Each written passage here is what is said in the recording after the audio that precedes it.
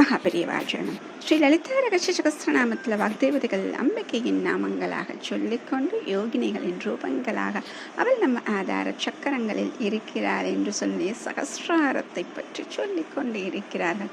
சகஸ்ராரம் அதை பற்றி சொல்லவே முடியாத அளவுக்கு மகத்துவம் நிறைந்தது. ஏனென்றால் சகஸ்ர ஆரங்கள் என்று சொல்லும் பொழுதே எத்தனை மகத்துவம் நிறைந்தது இல்லையா? ஏன் அப்படி நான் சொல்லும் பொழுது என்ன சொன்னோம்?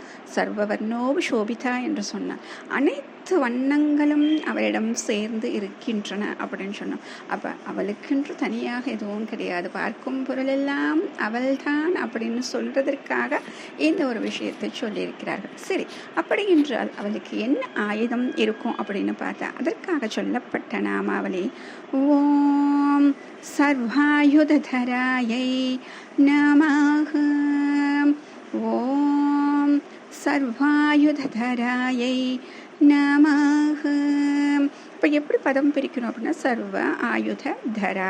தரா அப்படின்னா தரித்து கொண்டிருப்பவள், தாங்கி கொண்டிருப்பவள். எதை தாங்கி கொண்டிருக்கிறாள்? எல்லா விதமான ஆயுதங்களையும்.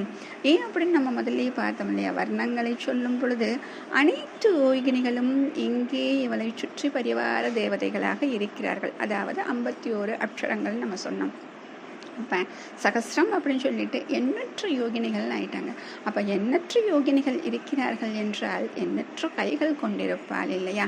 அப்போ எந்த ஆயுதத்தை சொல்வது? அனைத்து ஆயுதங்களையும் அவள் கொண்டிருப்பாள் இல்லையா? அதனால் இவளுக்கு சர்வ ஆயுத தரா, சர்வாயுத தராயை நமக என்று வாக்தேவதைகள் சொல்லுகிறார்கள். மகாபெரியவாச்சரணம்.